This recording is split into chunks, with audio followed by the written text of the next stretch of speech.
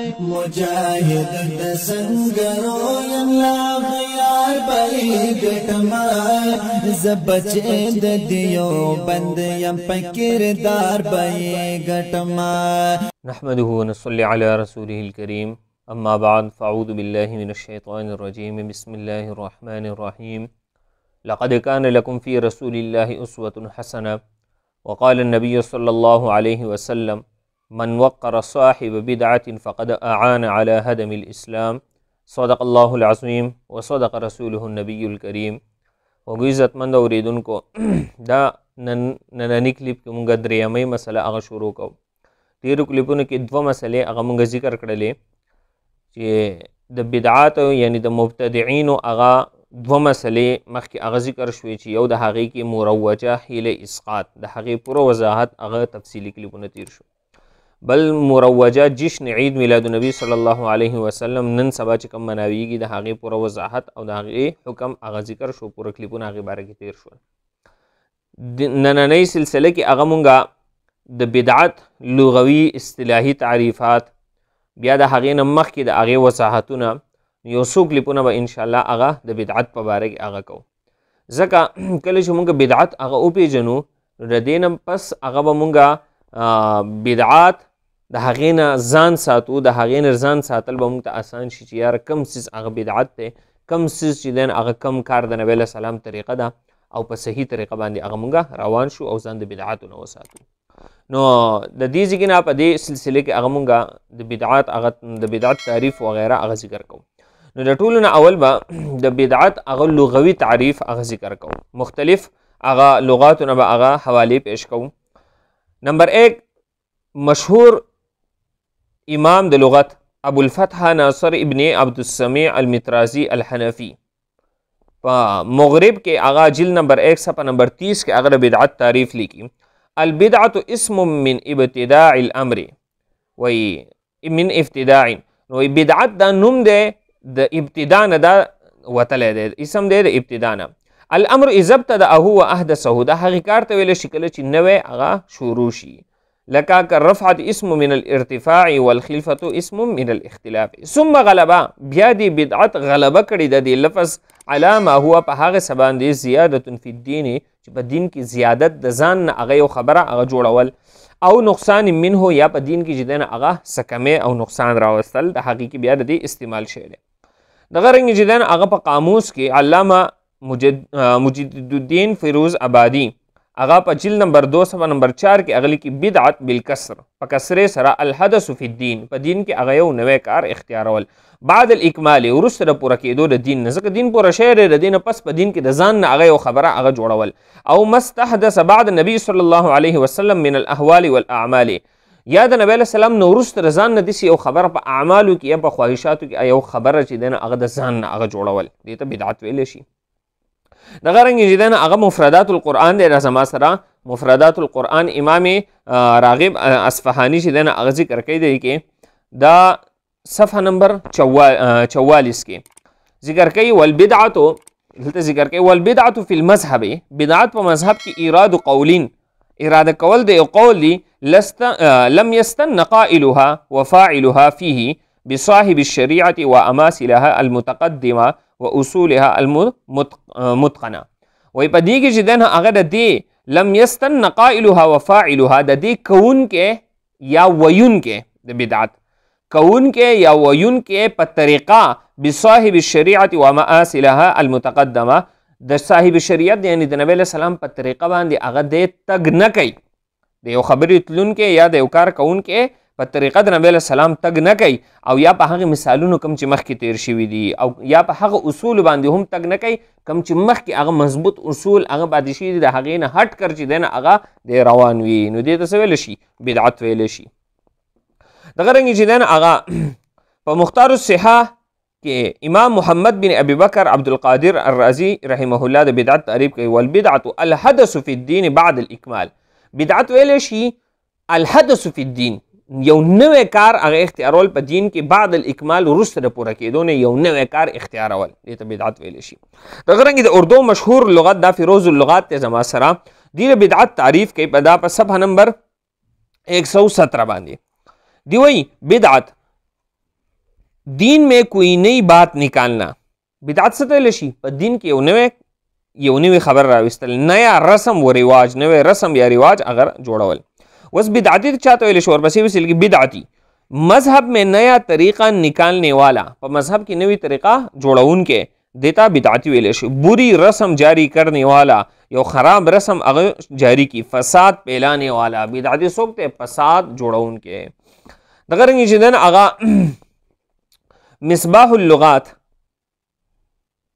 مصباح اللغات کی جدن اغا په صفحه نمبر 27 کې اغا ذکر کوي.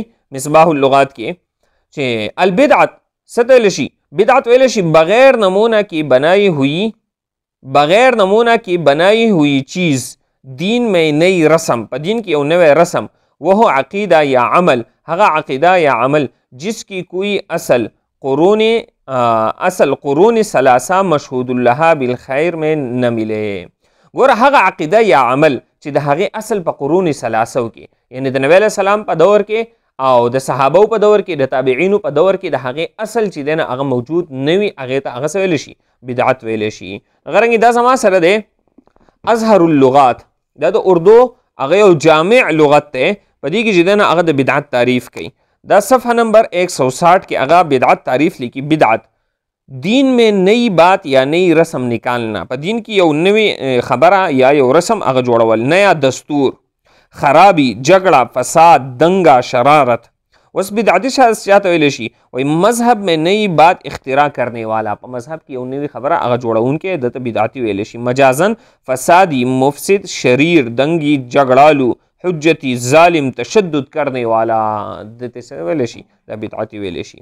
دغه رنګ چې دی نه هغه د عربی یو هغه لغت القاموس الوحید دا زما سره دی، د دې په صفحه نمبر 153 کې هغه ذکر کوي. البدعت، بدعت څه ته ویلی شي؟ کسی نمونہ کے بغیر بنی ہوئی چیز، د یو نمونې نه بغیر یو څیز هغه جوړول، دې ته څه ویلی شي؟ بدعت ویلی شي. یعنی یو نوی څیز هغه ایجاد کول، دې ته بدعت ویلی شي. نو دا خو او دغه رنګ چې دن هغه امام نووي رحمه الله شرح مسلم کې جلد نمبر 1 صفحه نمبر 285 کې هغه د بدعت لغوي تعریف کوي. کل شیء، هر هغه څیز، عمل علی غیر مثال سبقه، هر هغه څیز چې هغه د مخکینی مثال نه بغیر هغه وکړلی شي، نو دې ته څه ویلی شي؟ هغه بدعت ویلی شي. نو دا خو شو د بدعت هغه لغوي تعریفات. اوس د دې نه پس چې دی هغه د بدعت هغه اصطلاحي تعریف. اصطلاحی تعریف علامہ بدر الدین عینی رحمہ اللہ د بخاری شریف شرح عمدۃ القاری جلد نمبر 1 صفحه نمبر 356 کې هغه ذکر کوي. والبدعت فی الاصل، بدعت په اصل کې چې دین هغه څه ته ویل شي؟ احداث امر، یعنی یو نوی کار هغه کول، لم یکن فی زمن رسول الله صلی الله علیه وسلم، دس یو نوی کار کول چې هغه د نبی علیه السلام په زمانه کې هغه نه و، دې ته بدعت ویل شي. حافظ ابن حجر رحمه الله فرمای والبدعت اصلها ما احدث، بدعت په اصل کې هغه دی چې هغه نوی هغه کار ایجاد کړی شي علی غیر مثال سابق، د مخکینو مثالونو نه علاوه یو نوی کار هغه ایجاد کړی شي. وتطلق فی الشرع، او دغه بدعت په شریعت کې اطلاق کیږي فی مقابل السنه، چې په مقابله د سنت کې کم کار هغه وي، هغه ته بدعت ویلی شي. یو طرف ته سنت ته، بل طرف ته هغه د دې په مقابله کې چې راشي نو هغه بدعت ته. فتكون مذمومه، نو دا به صحیح، دا بدعت مذموم وي. فتح الباری جلد نمبر 4 صفحه نمبر 219. دغه رنګ چې دی هغه په تاج العروش کې علامه مرتضی الزبیدی الحنفی رحمه الله هغه لیکي بدعت څه ته ویلی شي؟ کل محدثه بدعت انما یرید ما خالف اصول الشریعه. دلته بدعت څه مراد دی؟ هغه چې هغه د شریعت نه خلاف یو کار وي، ولم یوافق السنه، او د سنت سره چې دی هغه موافق نه وي. دغه رنګ علامه ابن رجب رحمه الله په جامع العلوم والحکم صفحه نمبر 193 کې د بدعت تعریف کوي. والمراد بالبدعت، د بدعت مراد څه دی؟ ما احدث، هغه چې نوی هغه جوړ کړی شي، مما د هغه څه نه لا اصل له فی الشریعت، چې د هغې په شریعت کې هیڅ اصل هغه نه وي، داسې یو کار هغه ایجاد کړی شي. یدل علیه، چې داسې یو اصل هم نه چې هغه په دغې باندې دلالت وکړي، داسې یو اصل د هغې لپاره نه وي. و اما ما کان له اصل، او هر هغه کار چې هغه خو نوی وي خو د هغې لپاره یو اصل، یو قاعده کلیه موجود وي په شریعت کې، یدل علیه چې هغه پې دلالت کوي، نو فلیس ببدعت شرعا، نو دا بیا شرعي بدعت هغه نه دی. وان کان بدعتا لغتا، اگر کدا لغوي بدعت ته خو شرعا بدعت نه دی. بیا لغوي بدعت او شرعي بدعت پدې کې ورسته چې دنه هغه بیا مونږ بیا یو کلیف کو چې بعضی خلک ورته بیا بدعت حسنه وای، بعضی ورته سیئه وای، بعضی ورته بدعت لغوي او اصطلاحي وای. نو دې ته خبره کوي. دغه رنګ چې دنه هغه زما سره د علامه ابو اسحاق الغرناطي للشاطبي د هغه چې دنه هغه دا کتاب الاعتصام دا د بدعت مبارک هغه خپ تفصیلی کتاب هغه ذکر کړی دی، عربی والا کتاب دی. دی چې دنه هغه د په صفحه نمبر 25 کې چې دنه هغه ذکر کوي د بدعت تعریف. بدعت تعریف داسې کې طریقه فی الدین، بدعت څه ته ویل شي؟ دا یو طریقه د فدین کې مخترعه د ځان جوړه کړی شوی. اصطلاحي تعریف کې د بدعت په دین کې یو داسې طریقه چې هغه د ځان جوړه کړی شي. تو ظاهر شریعت داسې یو طریقه وي چې هغه د شریعت مشابه وي، داسې یو طریقه وي چې د شریعت مشابه یو شان طریقه وي او د ځانه جوړه کړلی شي. یقصد بالسلوک علیها چې په هغې باندې د تګ او د دې نه چې دن هغه اراده سوي المبالغه فی التعبد لله سبحانه، د الله پاک عبادت مقصود وي، په هغې کې مبالغه مقصود وي او عبادت ګڼي، نو دې ته څه ویلی شي؟ بدعت ویلی شي، د ځانه جوړه کړلی شي او مبالغه پکې کوي. دا نن سبا چې دې څومره کوي دا تعریف هو به هو د دې په دغه مبتدعینو په بدعاتو باندې ښه صحیح چې دی نه هغه پیټ کېږي چې څومره کارونه دي کوي هغې ته دې عبادت وایي او په دین کې چې دی نه هغه د نوی ځانه جوړ کړی شوی او د هغې لپاره څه اصل هم نه او دې په هغې کې څه کوي مبالغه د دې مقصود وي په دین کې او په عبادت کې. نو دا تعریف د اعتصام دا تعریف هو به هو په دې باندې هغه پیټ کېږي، دا نور پې هم پیټ کېږي، دا پې ډېر زیات پیټ کېږي.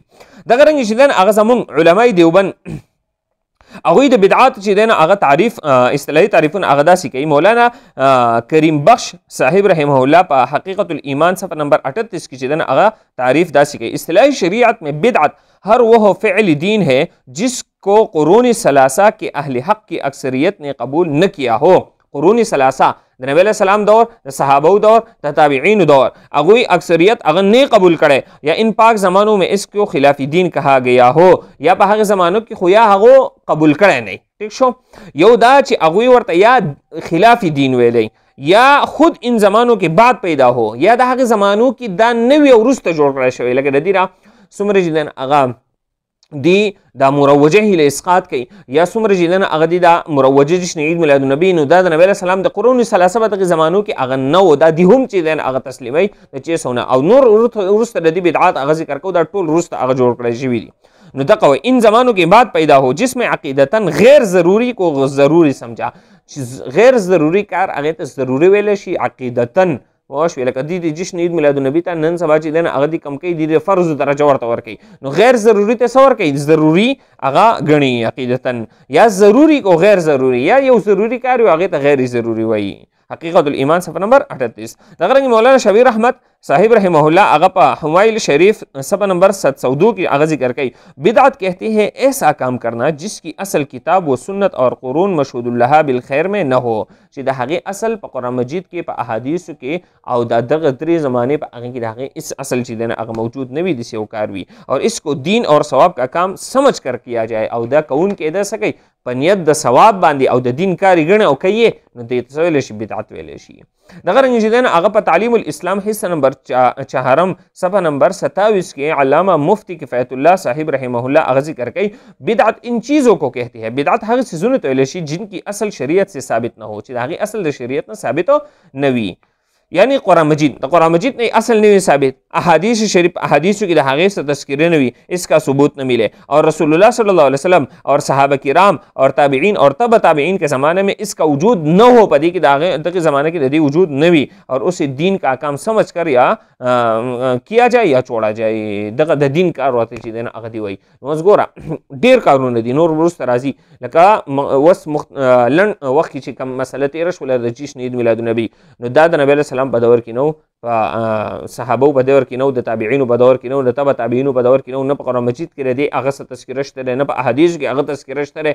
بیا هم دی او دی چې کوي د دین کاري هغه ګڼي او ثواب پکې چې دی نه هغه ګڼي او ډېر په اهتمام سره هغه کوي، نه کوونکي د چې دی نه هغه نسبت د کفر، د شرک، د بدعتي، د قسمه قسم نسبتونه چې دی نه هغه دی کوي. لہذا دغه تعریف هغه هم په دې باندې هغه پیټ کېږي. نو دا ننني کلیپ کې هغه مختصرا هغه تعریفات، هغه د بدعت هغه لغوي تعریفات، دغه رنګ اصطلاحي تعریفات هغه ذکر شول. مخکې به چې دی نه هغه د دې ذم وغیره او بیا د بدعت حسنه او سیئه پوره تفصیل چې دی نه هغه یو څو کلیپونه انشاءالله په دې باره کې هغه